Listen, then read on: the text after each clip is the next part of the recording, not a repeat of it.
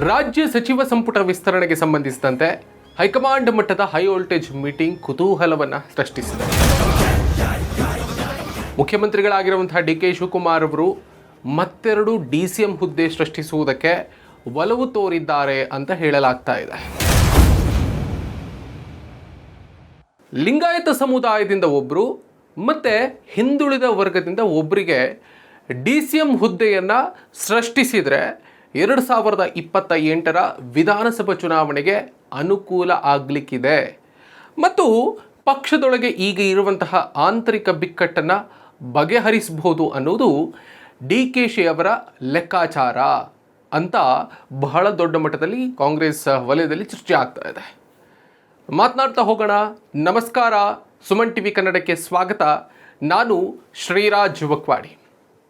ರಾಜ್ಯ ರಾಜಕಾರಣದಲ್ಲಿ ಹೊಸ ದಾಳವನ್ನು DKC ಉರುಳಿಸಿದ್ದಾರೆ. ಹೆಚ್ಚುವರಿ DCM ಹುದ್ದೆಗಳ ಹೆಚ್ಚಳದ ಹಿಂದೆ DKC ಮಾಸ್ಟರ್ ಪ್ಲಾನ್ ಇದೆ ಅನ್ನೋದರಲ್ಲಿ ಅನುಮಾನವೇ ಇಲ್ಲ. ಕರ್ನಾಟಕ ಕಾಂಗ್ರೆಸ್ನಲ್ಲಿ ಮತ್ತೊಮ್ಮೆ ಅಧಿಕಾರದ ಹೊಸ ತಕ್ಕಡಿ ತೂಗುವಂತಹ ಪ್ರಕ್ರಿಯೆ ಈಗ ಆರಂಭ ಆಗಿದೆ. ರಾಜ್ಯ ಸಚಿವ ಸಂಪುಟ ಪುನರಚನೆ ಮತ್ತು ವಿಸ್ತರಣೆಯ ಸುಳಿವಿನ ನಡುವೆ, ಅಥವಾ ಪುನರಚನೆ ಅನ್ನೋದಕ್ಕಿಂತ ವಿಸ್ತರಣೆಯ ಸುಳಿವಿನ ನಡುವೆ ರಾಷ್ಟ್ರ ರಾಜಧಾನಿ ನವದೆಹಲಿಯಲ್ಲಿ ಹೈಕಮಾಂಡ್ ಮಟ್ಟದ ಹೈ ವೋಲ್ಟೇಜ್ ಸಭೆಗಳು ಕಾವೇರಿವೆ. ಆದರೆ ಈ ಬಾರಿಯ ವಿಸ್ತರಣೆಯ ಚರ್ಚೆ ಬರೀ ಸಚಿವ ಸ್ಥಾನಗಳಿಗಷ್ಟೇ ಸೀಮಿತ ಆಗಿಲ್ಲ. 2 ಹೆಚ್ಚುವರಿ ಉಪಮುಖ್ಯಮಂತ್ರಿ ಅಥವಾ DCM ಹುದ್ದೆಗಳ ಸೃಷ್ಟಿಯ ಪ್ರಸ್ತಾಪ ಈಗ ದೆಹಲಿಯ ಹೈಕಮಾಂಡ್ಗೆ ತಲುಪಿದೆ. ಅದು ಈಗ ಬಿಸಿ ಬಿಸಿ ಚರ್ಚೆಗೆ ಕಾರಣ ಆಗಿದೆ. ಇಲ್ಲಿ ವಿಶೇಷ ಅಂತಂದರೆ ಈ ಬಾರಿ ಉಪಮುಖ್ಯಮಂತ್ರಿ ಹುದ್ದೆಗಳ ಸೃಷ್ಟಿಗೆ DKC ಅವರೇ ಒಲವು ತೋರಿದ್ದಾರೆ ಅನ್ನುವಂತಹ ಸುದ್ದಿ ಅದು ರಾಜಕೀಯ ಪಡಸಾಲೆಯಲ್ಲಿ ತೀವ್ರ ಕುತೂಹಲವನ್ನು ಮೂಡಿಸಿದೆ.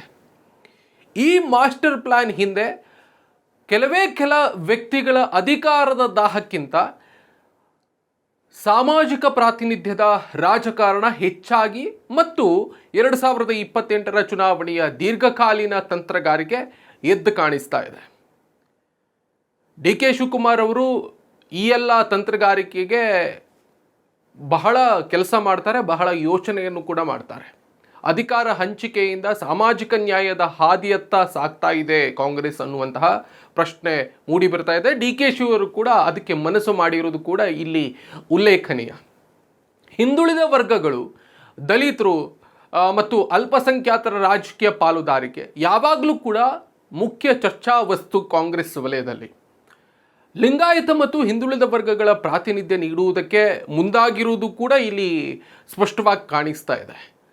ಪ್ರಸ್ತುತ ರಾಜ್ಯ ರಾಜಕಾರಣದಲ್ಲಿ ಲಿಂಗಾಯತ ಸಮುದಾಯ ಮತ್ತು ಹಿಂದುಳಿದ ವರ್ಗಗಳು ಪ್ರಮುಖ ನಿರ್ಣಾಯಕ ಪಾತ್ರವನ್ನು ವಹಿಸ್ತವೆ ಮತ್ತು ನಿರ್ಣಾಯಕ ಮತ ಬ್ಯಾಂಕ್ಗಳಾಗಿವೆ. ಚುನಾವಣಾ ರಾಜಕೀಯ ವಿಷಯಕ್ಕೆ ಸಂಬಂಧಪಟ್ಟ ಹಾಗೆ ನಾವು ಮಾತನಾಡೋದಾದರೆ ಲಿಂಗಾಯತ ಸಮುದಾಯದಿಂದ ಒಬ್ಬರು ಮತ್ತು ಹಿಂದುಳಿದ ವರ್ಗಗಳಿಂದ ಒಬ್ಬರು DCM ಸ್ಥಾನಕ್ಕೇರಿಸುವುದು ಅದು ಕೇವಲ ಒಬ್ಬ ವ್ಯಕ್ತಿಗೆ ಹುದ್ದೆಯನ್ನು ನೀಡುವುದಲ್ಲ, ಬದಲಿಗೆ ಆ ಬೃಹತ್ ಸಮುದಾಯಗಳಿಗೆ ಭರವಸೆಯನ್ನು ನೀಡುವುದು, ಜೊತೆಗೆ ಆ ಸಮುದಾಯಗಳಲ್ಲಿ ಕಾಂಗ್ರೆಸ್ನ ಬಗ್ಗೆ ವಿಶ್ವಾಸವನ್ನು ಮೂಡಿಸುವಂತಹ ತಂತ್ರಗಾರಿಕೆಯೂ ಕೂಡ, ಲೆಕ್ಕಾಚಾರವೂ ಕೂಡ ಇಲ್ಲಿ ಸ್ಪಷ್ಟವಾಗಿ ಇದೆ ಅನ್ನೋದು ಗೊತ್ತಾಗ್ತಾ ಇದೆ. ಅದರಲ್ಲಿ ಯಾವುದೇ ಕೂಡ ಅನುಮಾನ ಇಲ್ಲ.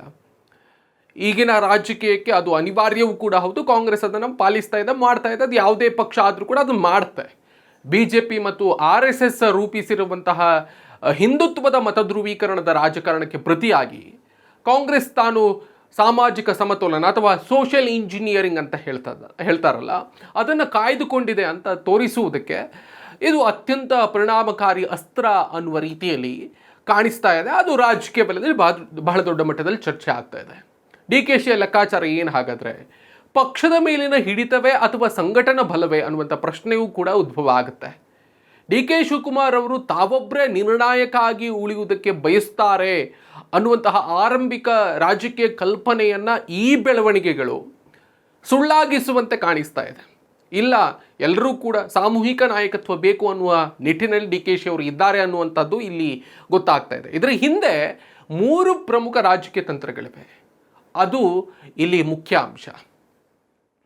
ಉಪಮುಖ್ಯಮಂತ್ರಿ ಸ್ಥಾನಕ್ಕಾಗಿ ಹಲವು ಪ್ರಭಾವಿ ನಾಯಕರು ಬಹಿರಂಗವಾಗಿಯೇ ಬೇಡಿಕೆಯನ್ನ ಹೈಕಮಾಂಡ್ ಮುಂದೆ ಇಟ್ಟಿದ್ರು. ಸಚಿವ ಸ್ಥಾನಕ್ಕೂ ಕೂಡ ಹೆಚ್ಚುವರಿ ಡಿಸಿಎಂ ಹುದ್ದೆಗಳನ್ನು ನೀಡುವ ಮೂಲಕ ಶಾಸಕರು ಮತ್ತು ನಾಯಕರ ಅಸಮಾಧಾನವನ್ನು ಶಮನಗೊಳಿಸಬಹುದು ಅನ್ನುವಂಥದ್ದು ಒಂದು ಲೆಕ್ಕಾಚಾರ. ಆದರೆ ಇನ್ನು ತಮ್ಮ ಮೇಲಿನ ಒತ್ತಡ ಕಡಿಮೆ ಮಾಡಿಕೊಂಡ ಹಾಗೆಯೂ ಕೂಡ ಆಗುತ್ತೆ. DKಶಿ ಅವರಿಗೆ ತಾವೇ ಎಲ್ಲ ಸಾಮಾಜಿಕ ವರ್ಗಗಳನ್ನು ಪ್ರತಿನಿಧಿಸುವಂತಹ ವಿಷಯಕ್ಕೆ ಬದಲು ಇತರ ಸಮುದಾಯದ ಪ್ರಬಲವಾದಂತಹ ನಾಯಕರನ್ನು DCM ಹುದ್ದೆಗೇರಿಸಿ ಒಟ್ಟಾರೆ ಪಕ್ಷ ಸಂಘಟನೆಯ ಹೊಣೆಯನ್ನು ಸಾಮೂಹಿಕವಾಗಿ ಹಂಚಿಕೊಳ್ಳುವುದಕ್ಕೆ ಇಲ್ಲಿ ಮಾಸ್ಟರ್ ಪ್ಲಾನನ್ನು ರೂಪಿಸಲಾಗಿದೆ, ಮಾಡಲಾಗಿದೆ ಅನ್ನುವಂಥ ಅಂಶವೂ ಕೂಡ ಮುಖ್ಯವಾಗಿ ಕಾಣಿಸ್ತಾ ಇದೆ.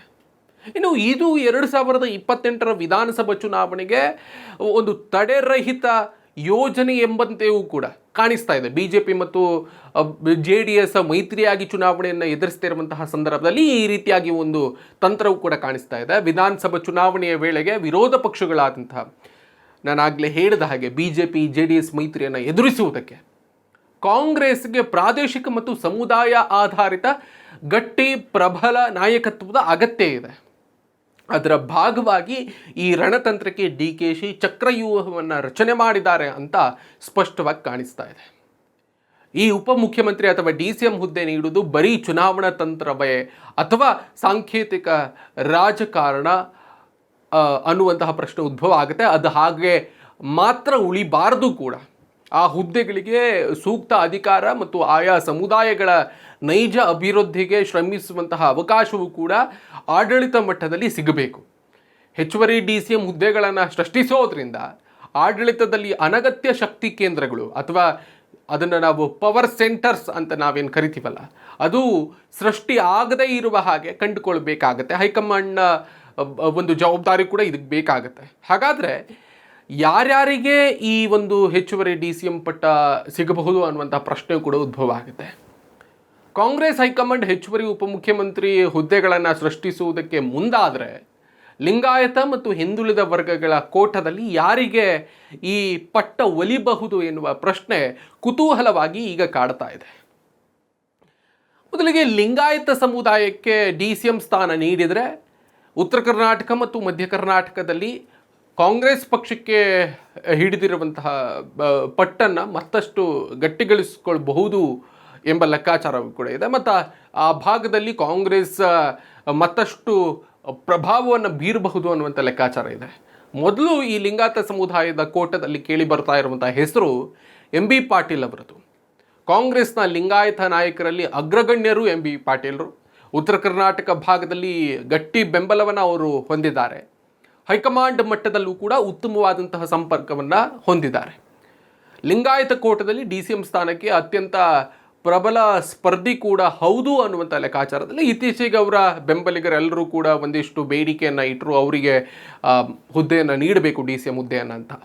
ಇನ್ನು ಎರಡನೇದಾಗಿ ಕೇಳಿ ಬರ್ತಾ ಇರುವಂಥ ಹೆಸರು ಈಶ್ವರ್ ಖಂಡ್ರೆ. ಅಖಿಲ ಭಾರತ ವೀರಶೈವ ಮಹಾಸಭಾದ ಕಾರ್ಯಾಧ್ಯಕ್ಷರಾಗಿರುವಂತಹ ಖಂಡ್ರೆ ಕಲ್ಯಾಣ ಕರ್ನಾಟಕ ಭಾಗದ ಹಿರಿಯ ನಾಯಕರು. ಸಚಿವರಾಗಿ ಮತ್ತು ಸಂಘಟಕರಾಗಿ ತಮ್ಮದೇ ಆದಂತಹ ಪ್ರಭಾವವನ್ನು ಆ ಭಾಗದಲ್ಲಿ ಹೊಂದಿದ್ದಾರೆ. ಬೆಂಗಳೂರು ಮಟ್ಟದಲ್ಲೂ ಕೂಡ ರಾಜ್ಯ ಮಟ್ಟದಲ್ಲೂ ಕೂಡ ಅವರು ಹೊಂದಿದ್ದಾರೆ.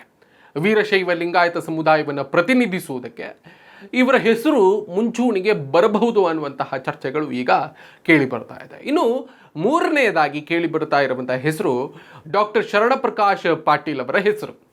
ಕಲ್ಯಾಣ ಕರ್ನಾಟಕ ಭಾಗದ ಮತ್ತೊಬ್ಬ ಪ್ರಭಾವಿ ಲಿಂಗಾಯತ ಮುಖಂಡ ಇವರು. ಆ ನೆಲೆಯಲ್ಲಿ ಶರಣಪ್ರಕಾಶ್ ಪಾಟೀಲ್ ಅವರಿಗೆ DCM ಹುದ್ದೆ ಒಲಿಬಹುದು ಅನ್ನುವಂತಹ ಚರ್ಚೆಗಳು ಕೂಡ ಕಾಂಗ್ರೆಸ್ ವಲಯದಲ್ಲಿ ಈಗ ಕೇಳಿ ಬರ್ತಾ ಇದೆ. ಇನ್ನು ಹಿಂದುಳಿದ ವರ್ಗಗಳ ಸಮುದಾಯದಿಂದ ಅಥವಾ OBC ಸಮುದಾಯದಿಂದ ಯಾರಿಗೆ DCM ಹುದ್ದೆ ಸಿಗಬಹುದು ಅನ್ನುವಂಥ ಪ್ರಶ್ನೆ ಕೂಡ ಮುನ್ನೆಲೆಗೆ ಬಂದಿದೆ. ಆ ಚರ್ಚೆ ಮುನ್ನೆಲೆಗೆ ಬಂದಂಥ ಸಂದರ್ಭದಲ್ಲಿ ಸಿದ್ದರಾಮಯ್ಯ ಅವರ ನಾಯಕತ್ವದ ನಂತರ ಹಿಂದುಳಿದ ವರ್ಗದ ಮತ ಬ್ಯಾಂಕನ್ನು ಯಾರು ಕಾಯ್ದುಕೊಳ್ಳಬಹುದು, ಆ ಹಿಂದುಳಿದ ವರ್ಗದ ಮತ ಬ್ಯಾಂಕ್ ವಿಮುಖ ಆಗದೇ ಇರುವ ಹಾಗೆ ಕಾಯ್ದುಕೊಳ್ಳುವುದಕ್ಕೆ OBC ನಾಯಕರಿಗೆ ಆದ್ಯತೆ ನೀಡಬೇಕಾಗಿರುವುದು ಕಾಂಗ್ರೆಸ್ಗೆ ಅನಿವಾರ್ಯ. ಹೈಕಮಾಂಡ್ ಅದು ಮಾಡಿಯೇ ಮಾಡುತ್ತೆ ಅಂತ ಕಾಣುತ್ತೆ. ಮೊದಲನೇದಾಗಿ ಈ ಕೋಟದಲ್ಲಿ ಕೇಳಿ ಬರ್ತಾ ಇರುವಂತಹ ಹೆಸರು ಸತೀಶ್ ಜಾರಕಿಹೊಳಿ ಅವರದು. ಬೆಳಗಾವಿ ಜಿಲ್ಲೆಯ ಪ್ರಭಾವಿ ನಾಯಕ ಅವರು. ವಾಲ್ಮೀಕಿ ಸಮುದಾಯದ ನಾಯಕರು ಮತ್ತು ಪ್ರಗತಿಪರ ವಿಚಾರಧಾರೆ ಹೊಂದಿರುವಂತಹ ಮುಖಂಡ. ಹಿಂದುಳಿದ ಮತ್ತು ಪರಿಶಿಷ್ಟ ವರ್ಗಗಳ ನಾಯಕತ್ವಕ್ಕೆ ಇವರ ಒಂದು ಪ್ರಥಮ ಆದ್ಯತೆಯ ನಾಯಕರಾಗಿ ಕಾಣಿಸ್ಕೊಳ್ತಾರೆ ಸತೀಶ್ ಜಾರಕಿಹೊಳಿ ಅವರು. ಆ ನಿಟ್ಟಿನಲ್ಲಿ ಅವರನ್ನು DCM ಆಗಿ ಮಾಡಬಹುದು ಅಂತ ಕಾಣಿಸುತ್ತೆ. ಇನ್ನು ಎರಡನೇದಾಗಿ ಕೇಳಿ ಬರ್ತಾ ಇರುವಂತಹ ಹೆಸರು BK ಹರಿಪ್ರಸಾದ್ ಅವರು. ಈಗ KPCC ಅಧ್ಯಕ್ಷರು, ಈಡಿಗ ಸಮುದಾಯವನ್ನು ಪ್ರತಿನಿಧಿಸುವಂತಹ ಹಿರಿಯ ನಾಯಕ. ಈ ಹಿಂದೆ KPCC ಅಧ್ಯಕ್ಷರಾಗಿರುವಂಥ ಸಂದರ್ಭದಲ್ಲಿ ನನಗೆ ಅಧಿಕಾರದ ಬಗ್ಗೆ ಅಷ್ಟೊಂದು ಆಸಕ್ತಿ ಇಲ್ಲ ಅನ್ನೋದನ್ನು ಹೇಳಿದರು. ಆದರೆ ಈಗ ಅವ್ರ ಹೆಸರು ಕೇಳಿ ಬರ್ತಾ ಇದೆ. ಹೈಕಮಾಂಡ್ ಜೊತೆಗೆ ದಶಕಗಳ ನಿಕಟ ಬಾಂಧವ್ಯವನ್ನು ಅವರು ಹೊಂದಿದ್ದಾರೆ. ಹಿಂದುಳಿದ ವರ್ಗದ ಗಟ್ಟಿ ಧ್ವನಿ ಆಗಿದ್ದಾರೆ. ಮತ್ತು ಕರಾವಳಿ ಮಲೆನಾಡು ಭಾಗದ OBC ಲೆಕ್ಕಾಚಾರದಲ್ಲಿ ಇವರ ಹೆಸರು ಈಗ ಚರ್ಚೆಯಲ್ಲಿದೆ. ಅವರಿಗೆ DCM ಪಟ್ಟ ಸಿಗಬಹುದು ಅನ್ನುವಂಥ ಚರ್ಚೆ ಕೂಡ ಇದೆ.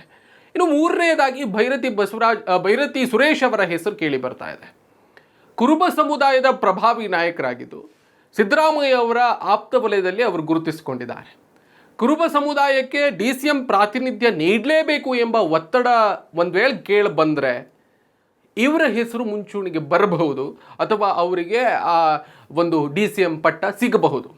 ಒಟ್ಟಿನಲ್ಲಿ ಕಾಂಗ್ರೆಸ್ಗೆ ಇದು ಬರೀ ಸಚಿವ ಸಂಪುಟದ ವಿಸ್ತರಣೆಯಲ್ಲ, ಅಸ್ತಿತ್ವದ ಪರೀಕ್ಷೆಯೂ ಕೂಡ ಆಗಿದೆ. ದೆಹಲಿಯ ಹೈಕಮಾಂಡ್ ಅಂಗಳದಲ್ಲಿ ನಡೀತಾ ಇರುವಂತಹ ಈ ಹೈ ವೋಲ್ಟೇಜ್ ಸಭೆಯ ನಿರ್ಧಾರಗಳು ಕರ್ನಾಟಕದ ರಾಜಕೀಯ ದಿಸೆಯನ್ನು ನಿರ್ಧರಿಸಲಿಕ್ಕಿದೆ. ಈ DCM ಪಟ್ಟ ಯಾರಿಗೆ ಸಿಗುತ್ತಾ ಇಲ್ಲವಾ ಅಥವಾ ಅದೆಲ್ಲವೂ ಕೂಡ ಊಹಾಪೋಹಗಳಷ್ಟೇ ಅನ್ನುವಂಥ ಚರ್ಚೆಗೂ ಕೂಡ ಒಂದು ಅಂತಿಮ ನಿಷ್ಕರ್ಷೆಗೆ ಬರಬಹುದು ಅಂತ ಕಾಣಿಸುತ್ತೆ. DK ಶಿವಕುಮಾರ್ ಅವರ ಹೊಸ ಸೋಷಿಯಲ್ ಇಂಜಿನಿಯರಿಂಗ್ ತಂತ್ರಕ್ಕೆ ಹೈಕಮಾಂಡ್ ಸಮ್ಮತಿ ಸೂಚಿಸಿದರೆ ಅದು 2028ರ ಚುನಾವಣೆಗೆ ಕಾಂಗ್ರೆಸ್ನ ಬಲವಾದಂತಹ ಮುನ್ನುಡಿ ಆಗುವುದರಲ್ಲಿ ಯಾವುದೇ ಸಂಶಯ ಇಲ್ಲ ಅಂತ ಕಾಣಿಸುತ್ತೆ. ಗೊತ್ತಿಲ್ಲ ಹೈಕಮಾಂಡ್ ಯಾವ ರೀತಿಯಾಗಿ ಒಂದು ಅಂತಿಮ ನಿಷ್ಕರ್ಷೆಗೆ ಬರುತ್ತೆ, ಹೆಚ್ಚುವರಿ DCM ಸ್ಥಾನಗಳಿಗೆ ಒಪ್ಪುತ್ತಾ ಏನು ಎತ್ತ ಅನ್ನೋದರ ಬಗ್ಗೆ.